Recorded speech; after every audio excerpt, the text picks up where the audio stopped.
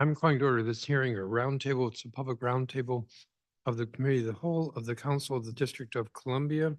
Today is Monday, January 8th, 2024. The time is 1:17 in the afternoon. I'm Phil Mendelson, Chair of the Council and Chair of the Committee of the Whole. The subject of this roundtable is PR 25-569, entitled Collective Bargaining Agreement between the University of the District of Columbia and the Service Employees International Union, Local 500, CTW, Approval Resolution of 2023, because we are incapable of having short titles for bills that are a simple name. This legislation was introduced at the request of the University of the District of Columbia on Tuesday, December 12th. The under the statute, council consideration of collective bargaining agreements is on an extremely fast track. So this legislation will be deemed approved this Friday, January 12th, without council action. I think it's important that the council have a public hearing or roundtable on every collective bargaining agreement to ensure that everything is in order with regard to the agreement, which I'm guessing is the case with this one. But you never know, and I've been around and experienced some collective bargaining agreements where everything wasn't in order. Looking at the hearing notice, the stated purpose of the roundtable is to receive testimony from witnesses regarding the negotiated collective bargaining agreement between the University of the District of Columbia and Service Employees International Union, Locals 500, CTW. This roundtable will serve as an opportunity for the community to hear from constituents and others with regard to the soundness of the contract between the aforementioned parties. The record in this matter will close at 5 p.m. tomorrow, the January 9th. As I noted, under the statute, these measures have a very short timeline, and assuming there's no problem, this contract will be deemed approved this week. And if there is a problem, we're able to act tomorrow. With that, we have two witnesses. I'll recognize them, they'll come forward, and I'll recognize a colleague, Rebecca Drayton, who's Director of Representation at Service Employees International Union, and Scott Krosick, who is the Associate Chief Academic Officer at the University of the District of Columbia. Why don't you both come up to the table, and while you're doing that, let me recognize Councilmember Matt Fruman, if you have an opening statement. Thank you very much, Chairman Mendelson. I won't take longer than it takes for the witnesses to sit down. Just here to support both the SEIU and UDC. Thank you. And with that, Ms. Drayton, do you want to begin first? And as I was reading the contract or reading this, it says local 500, CTW. What's CTW? And that's part of the title for the local or for us?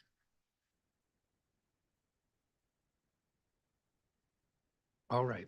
Why don't you proceed? Oh, you're good. That works? Mhm. Okay. Good afternoon. My name is Rebecca Drayton, Director of Representation for SEIU Local 500. I would like to thank Chairman Mendelson and the members of the committee for inviting us to testify regarding the collective bargaining agreement between the University of the District of Columbia and SEIU Local 500. I was the lead negotiator for SEIU Local 500. I was assisted by UDC adjuncts Michael Donaldson and Patricia George to negotiate the new collective bargaining agreement with UDC. Negotiations began in August of 2023, concluded in October, and ratified by SEIU adjuncts shortly thereafter. I would like to thank the team from UDC for working cooperatively with SEIU to negotiate respectfully and in good faith to reach a tentative agreement. The agreement between SEIU and UDC improves compensation for adjuncts, increases the course cancellation fee, increases the course creation fee, improves the evaluation process, and will have the university clarify policies and procedures. The new collective bargaining agreement will make it easier for UDC to attract and retain quality adjuncts. The University of the District of Columbia provides a vital service for the Washington, D.C. community that SEIU is proud to be associated with. SEIU Local 500 also appreciates the respect that UDC has shown to the adjuncts during negotiations and with this new agreement. We look forward to continuing our work with UDC in the future. Again, I would like to thank you and the council for your support of UDC and allowing me to testify today. I would be happy to answer any questions that you may have regarding the collective bargaining agreement between UDC and SEIU Local 500. Thank you, Ms. Drayton. Mr. Crossett. Chairman Mendelson, members of the Committee of the Whole and staff, good afternoon. I am Scott Krozik, Associate Chief Academic Officer at the University of the District of Columbia. I served as the university's lead negotiator during the SEIU Local 500 contract negotiations, and I'm pleased to testify on behalf of the university about the negotiations and the resulting contract. I would be remiss if I did not acknowledge the university's negotiation team, for they were critical to the success of the process. They were Avis Russell, University General Counsel; Ricardo Brown, Associate Dean of Causes; Catherine Bruce, UDC Manager of Employee and Labor Relations; One Dupree, former Associate Vice President of Human Resources; William Hacker, Associate Dean, UDC Community College; and Malva Daniel Reed, Assistant Chief Academic Officer. I would also like to acknowledge and thank the colleagues with whom we negotiated this contract, a process that was respectful and cordial throughout.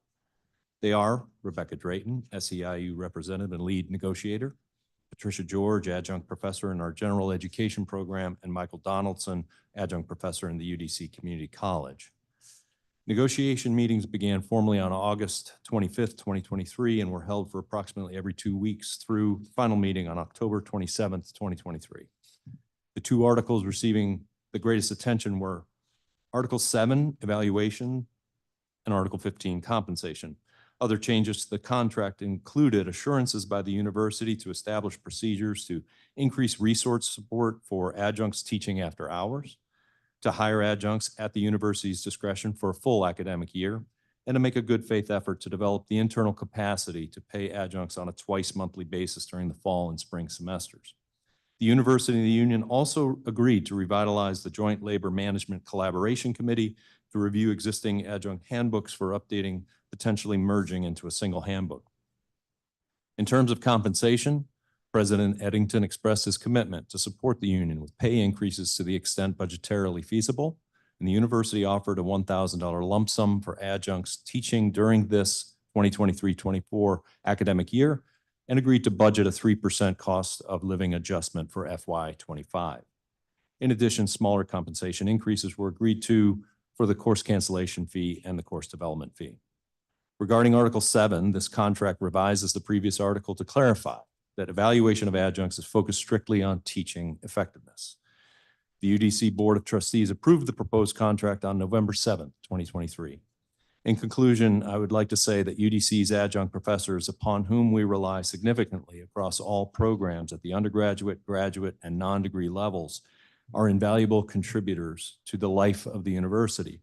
They are not only great teachers and mentors to our students, they are role models on our campuses and contribute to UDC's mission in myriad ways, including student learning assessment, course and curriculum development, and accreditation activities at both the program and institutional levels.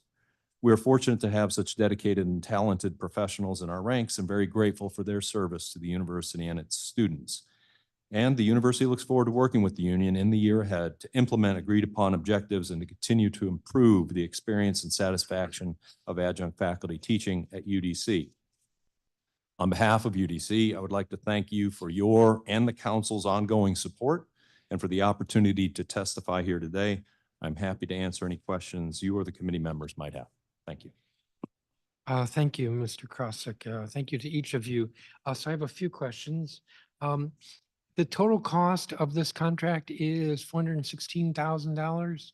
That would be the $1,000 lump sum and the 3%. I said yes. Is that correct? I believe that is correct, but I would have to verify Okay. and can confirm.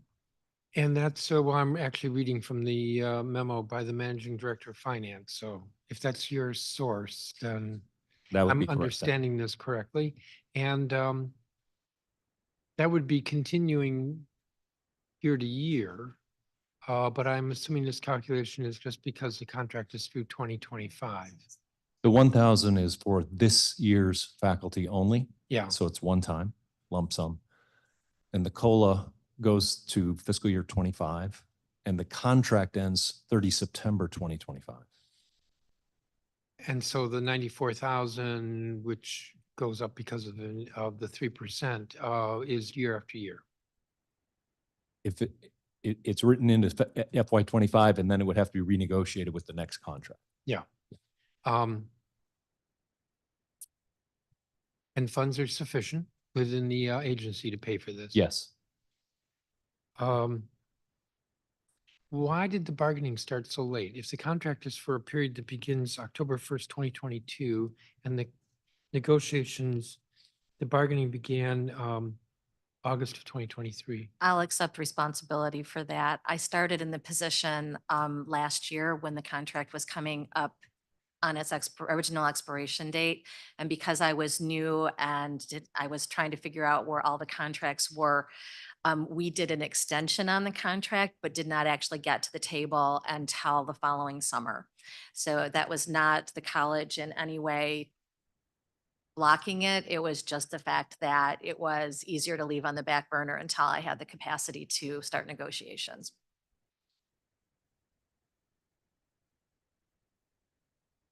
Usually it's because management's dragging its heels. No, I'll be very honest. Negotiations did go very well once we were at the table, but it's my responsibility that they started so late. Okay. You've looked at the document that was filed with the council. I'm assuming that it is acceptable, that it reflects the negotiations? The tentative agreement, yes. Yes. Yes, absolutely. And I ask that because my understanding is that in bargaining, typically what happens is that there's an agreement on certain points, maybe even language with certain articles, but then management usually is the one that takes back and conforms the document. which is I was what- actually the one that put the document together, so So then I should be asking Mr. Yeah. Crossick if the document is acceptable. The document is acceptable, yes. Okay. Let me see what other questions I have. So when will the bargaining start for the next contract? I'll have to look and see when we have to give notification, but my guess would be probably around January of 2025. I won't miss it this time. Okay. And I'm assuming, Mr. Crossick, you're agreeing. I agree, yes.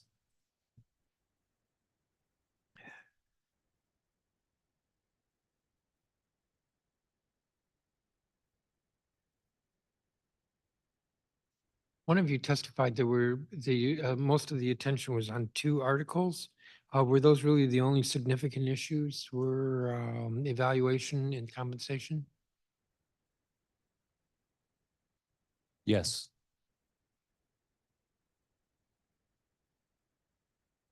And I'm a little bit confused, Mr. Crossick,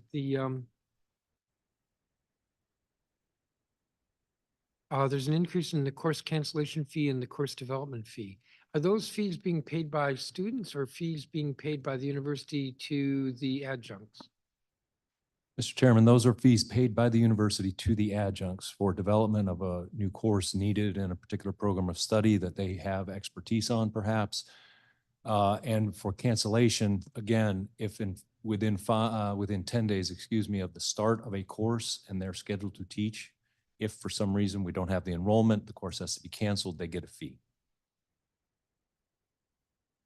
I was gonna say, is that fee per student, but if it's because there's no enrollment, there couldn't be a per student. So it's a flat fee for the cancellation. So if there's a course, world history, it's the same course that's been taught every year for 30 years. There would not be a course creation fee or course development fee, That's correct. but it's a new course understanding testifying before the city council, then there would be a course development fee. If in fact a new course was developed in coordination with the program, the dean, and consultation with the university at a kind of mutual request, then they would be paid that development fee.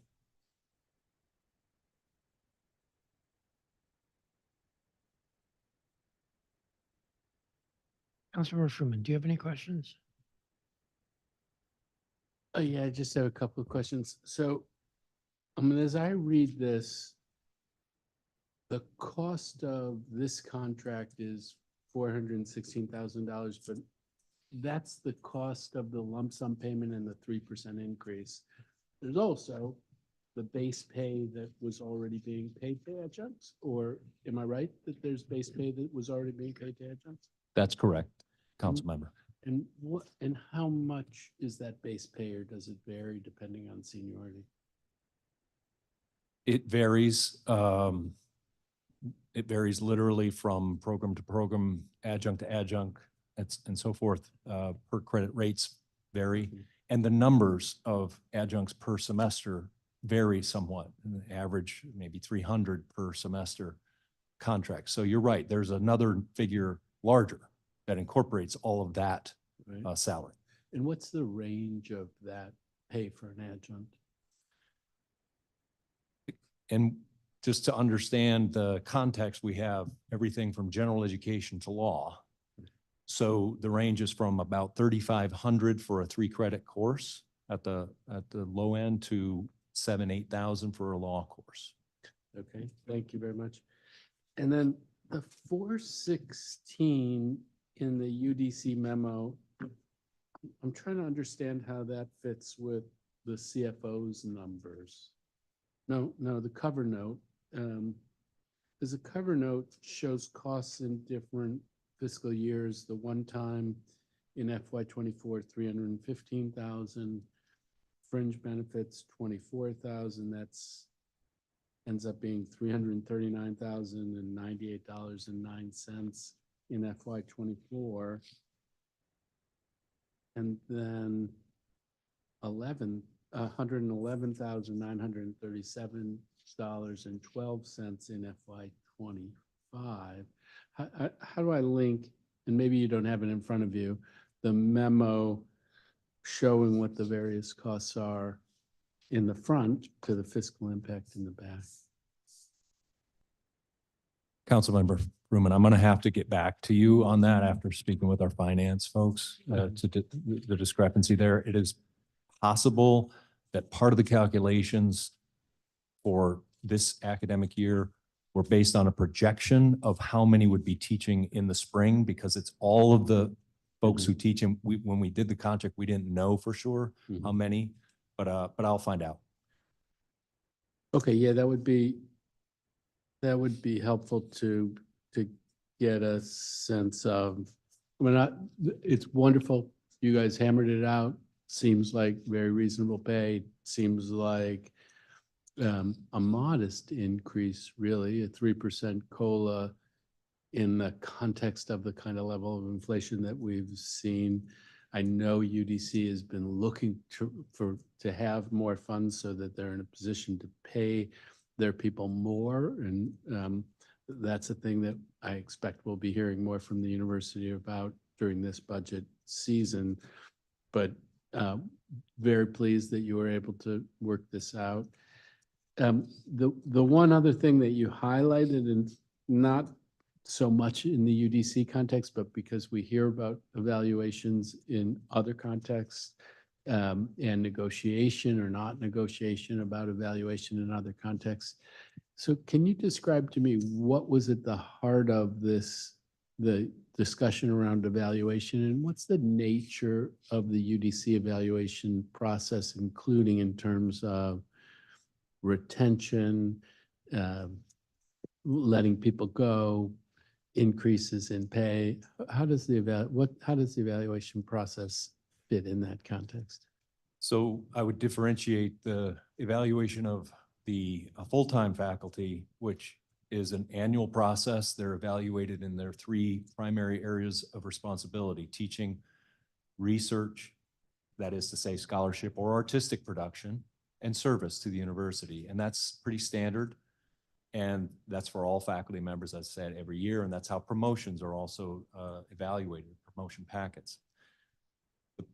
The challenge that we saw with the prior contract for the adjuncts was that it was, in a sense, trying to mirror the full-time faculty evaluation buckets, that is to say service and scholarship and things that they aren't really responsible for as adjuncts.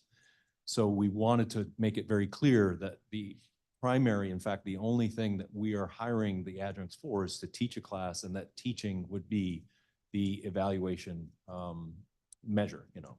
So we wanted to remove responsibilities that were written into it that maybe some people want to build their resume for, but that are not universally applicable for all adjuncts.